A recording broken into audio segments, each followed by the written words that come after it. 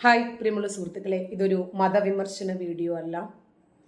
ഒരു സനൽ കൊട്ടാരക്കര അദ്ദേഹം കുറേ ദിവസങ്ങൾ, എനിക്ക് 2-3 വർഷങ്ങൾക്ക് മുമ്പേ അറിയുന്ന ഒരു വ്യക്തിയാണ്. ഒരുപാട് രോഗങ്ങളും പ്രയാസങ്ങളും ഒക്കെ ആയിട്ട് വലയുന്ന ഒരു വ്യക്തിയാണ് ഈ സനൽ. അപ്പോൾ കഴിഞ്ഞ ഏതാനും ദിവസങ്ങളായി എന്നെ നിരന്തരം അവരുടെ പ്രയാസങ്ങൾ പറഞ്ഞ് ബന്ധപ്പെട്ടുകൊണ്ടേയിരിക്കുന്നു.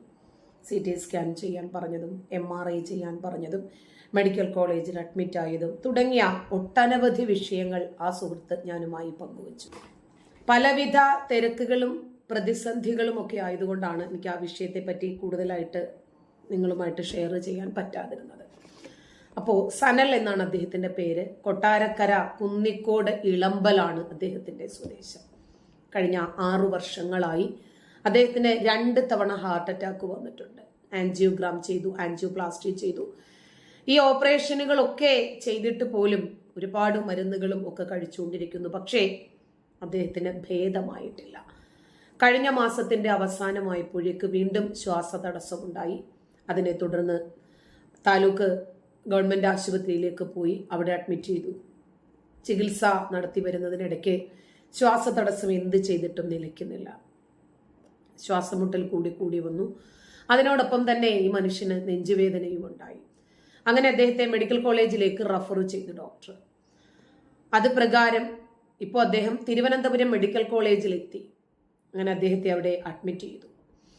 കഴിഞ്ഞ ഒരാഴ്ചയിലധികമായി അദ്ദേഹം തിരുവനന്തപുരം മെഡിക്കൽ കോളേജിൽ അഡ്മിറ്റാണ്. നിലവിൽ അദ്ദേഹത്തിന്റെ ഫിനാൻഷ്യൽ സാഹചര്യവും വളരെ പരിതാപകരമാണ്. CT സ്കാൻ ചെയ്യണം, അൾട്രാസൗണ്ട് സ്കാൻ ചെയ്യണം, MRI സ്കാൻ ചെയ്യണം. നമുക്കറിയാം, മെഡിക്കൽ കോളേജ് ആണെങ്കിൽ പോലും കയ്യിൽ ഇതിനൊക്കെ പണം കരുതുക തന്നെ വേണം. മെഡിസിൻ ആണെങ്കിലും പുറത്തുനിന്ന് എടുക്കാൻ പറയും. മെഡിസിന് ഇഞ്ചക്ഷൻ എടുക്കാനുള്ള മെഡിസിൻ പുറത്തുനിന്ന് എടുക്കണം. ഇങ്ങനെ ഒരുപാട് ചെലവുകളുണ്ടെന്ന് നമുക്കറിയാം. അപ്പോൾ ഇതൊക്കെ CT സ്കാനും അൾട്രാസൗണ്ട് സ്കാനും MRI സ്കാനും ഒക്കെ ചെയ്യാൻ വേണ്ടിയിട്ട് ഡോക്ടർ എഴുതി കൊടുത്തിട്ടുണ്ട്. സാമ്പത്തികമായിട്ട് ഒരുപാട് ബുദ്ധിമുട്ട് അനുഭവിക്കുന്ന വ്യക്തിയായതുകൊണ്ട് അദ്ദേഹത്തിന് അതൊന്നും ചെയ്യാൻ കഴിയാത്തൊരവസ്ഥയിൽ തിരുവനന്തപുരത്ത് സേവാഭാരതിയുടെ പ്രസിഡന്റ് ആയിട്ടുള്ള ബഹുമാനപ്പെട്ട വിജയൻ ചേട്ടൻ ഇതിനകത്ത് ഇടപെട്ടു. അങ്ങനെ ചെറിയ രൂപത്തിൽ അവരെല്ലാവരും കൂടി അദ്ദേഹത്തെ സഹായിച്ചു. അങ്ങനെ ഇന്നലെയാണ് MRI സ്കാൻ ചെയ്തത്. അതിനെ തുടർന്നുള്ള റിപ്പോർട്ടിൽ വീണ്ടും പ്രശ്നമുണ്ട് എന്നാണ് ഡോക്ടർ പറഞ്ഞത്. അത് പ്രകാരം തുടർ ചികിത്സ കുറച്ചുകൂടി സ്പീഡിയായിട്ടും കുറച്ചുകൂടി മെച്ചപ്പെട്ട രൂപത്തിലും ചെയ്യണം അത്രേ. നിലവിൽ സാമ്പത്തികമായിട്ട് ഒരുപാട് പരാധീനതയിലാണ്. കാരണം ആ കുടുംബം നോക്കുന്നത് ഈ മനുഷ്യനാണ്. ഇദ്ദേഹം ഒരു ആശാരിപ്പണിക്കാരനാണ്. അപ്പൊ ഇദ്ദേഹം ആ ജോലി ചെയ്തിട്ടാണ് ഇദ്ദേഹം ആ കുടുംബം പുലർത്തിയിരുന്നത്. അതിന്റെ നെടും തൂണായിട്ടുള്ള ഈ മനുഷ്യനാണ് വീണു പോയിരിക്കുന്നത്. അപ്പോൾ ചികിത്സാ കാർഡിൽ പേര് പുതുക്കിയെടുക്കാൻ വേണ്ടി നിലവിൽ അവർ ശ്രമിച്ചുകൊണ്ടിരിക്കുകയാണ്. അതൊന്നും നടന്നിട്ടില്ല.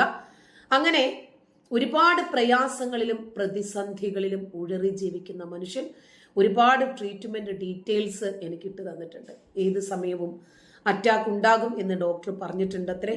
അങ്ങനെ ഇതുവരെ സേവാഭാരതിയുടെ ജില്ലാ പ്രസിഡന്റ് ഇവർക്ക് വേണ്ടുന്ന ചെറിയ മനുഷ്യന്മാരെ കൊണ്ട് പറ്റുന്ന രൂപത്തിലുള്ള 2-3 പേര് ചേർന്ന് അവർക്ക് ചെറിയ സഹായങ്ങൾ ചെയ്തതുകൊണ്ടാണ് അദ്ദേഹത്തിന് ഇത്രയെങ്കിലും നിലനിന്ന് പോകാൻ കഴിഞ്ഞത്. അദ്ദേഹത്തിന്റെ MRI സ്കാൻ റിപ്പോർട്ടും അതുപോലെ ഡോക്ടർ പ്രശ്നമുണ്ട് എന്ന് പറഞ്ഞതും ഒക്കെ അദ്ദേഹം നമുക്ക് ട്രീറ്റ്മെന്റ് ഡീറ്റെയിൽസ് ഒക്കെ ഇട്ട് തന്നിട്ടുണ്ട്. നിലവിൽ മെഡിക്കൽ കോളേജിൽ അദ്ദേഹം അഡ്മിറ്റ് ആണ്. ഞാൻ ആ ട്രീറ്റ്മെന്റ് ഡീറ്റെയിൽസ് കാണിച്ചു തരാം. ഇതൊക്കെ അദ്ദേഹം എനിക്ക് നിലവിൽ ഇട്ട് തന്നിട്ടുള്ള ഫോട്ടോസാണ്. ഇതാണ് അദ്ദേഹം.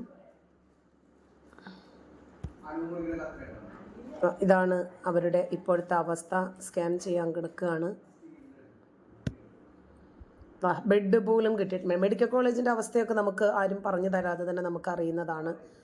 നമ്മൾ എല്ലാവരും കൂടി ഒന്ന് സഹകരിക്കുകയാണെങ്കിൽ ആ മനുഷ്യന്റെ ജീവിതത്തിലേക്ക് തിരിച്ചു വരും. ഒരു കുടുംബത്തിന്റെ അത്താണി കൂടിയാണ് അദ്ദേഹം. അതുകൊണ്ട് മക്കളുണ്ട്, നല്ല സമർത്ഥനായി പഠിക്കുന്ന മിടുക്കനായിട്ടുള്ള കുട്ടിയുണ്ട്. അപ്പം അതിനെ ഒന്ന് നോക്കാനൊന്നും അദ്ദേഹത്തിന് സാധിക്കുന്നില്ല. ഇതൊക്കെയാണ് അദ്ദേഹത്തിന്റെ അവസ്ഥകൾ.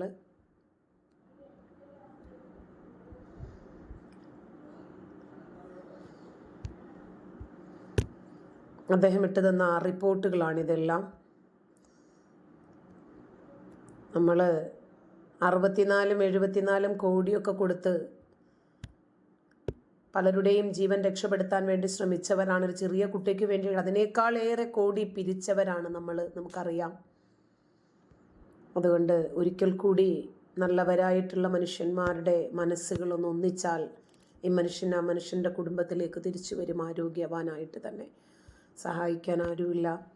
ഓരോ വ്യക്തികൾ സഹായിച്ചാൽ ഇത്ര എന്നുണ്ടല്ലോ, അതേപോലും ഒരു കൂട്ടമായിട്ട് ഒത്തുപിടിച്ചാൽ മലയും പോരും എന്നുള്ളത് പോലെ എല്ലാവരും കൂടി ഒന്ന് സഹായിക്കുവാണെങ്കിൽ തീർച്ചയായിട്ടും ഓരോ മനുഷ്യനും അവനവനെ കൊണ്ട് പറ്റുന്നത് മതി. നമ്മളും എല്ലാവരും എല്ലാം തികഞ്ഞവരൊന്നുമല്ല.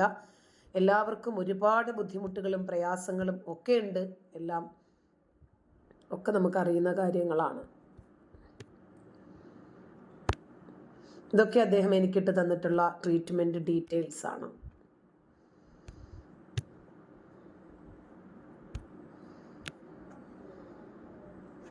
ഡേറ്റൊക്കെ നിങ്ങൾക്ക് ചെക്ക് ചെയ്യാം കേട്ടോ.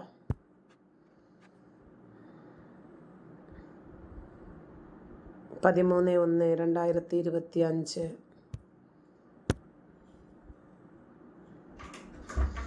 ഓരോ ദിവസവും ഇങ്ങനെ ഇദ്ദേഹത്തിന് ഓരോ രൂപത്തിലുള്ള മെഡിസിൻ വാങ്ങണം പുറത്തുനിന്ന്. കണ്ടില്ലേ, പൈസയുടെയൊക്കെ കണക്കുകൾ എല്ലാം ഇതിനകത്തുണ്ട്.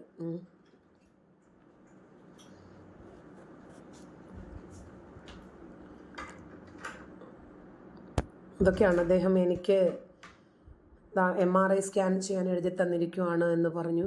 അങ്ങനെ സേവാഭാരതി തിരുവനന്തപുരം ജില്ലാ പ്രസിഡന്റ് മറ്റ് പ്രവർത്തകരൊക്കെ കൂടി അദ്ദേഹത്തെ സഹായിച്ചതാണ്. MRI സ്കാൻ ചെയ്തു.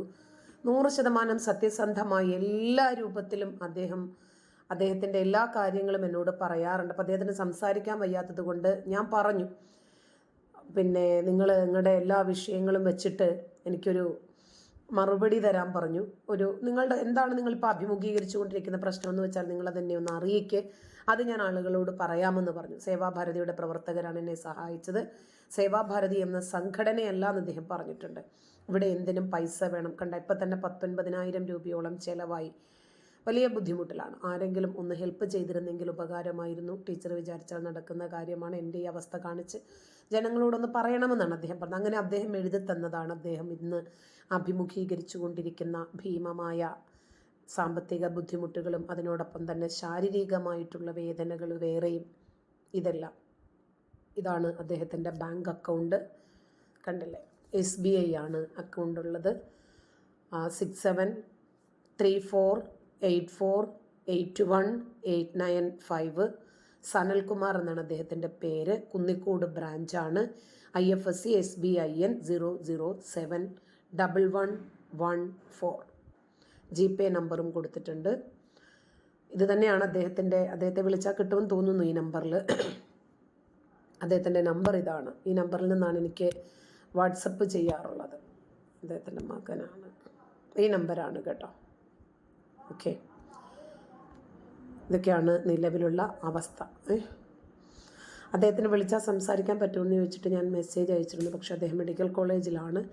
അവിടെ നെറ്റും സൗകര്യങ്ങളും ഒന്നും കിട്ടിയെന്ന് വരില്ല. ചിലപ്പോൾ ഇദ്ദേഹം പൂർണ്ണ ആരോഗ്യവാനായിട്ട് തന്നെയാണോ കിടക്കുന്നതെന്ന് നമുക്കറിയില്ല. ബെഡ് പോലും കിട്ടിയിട്ടില്ല.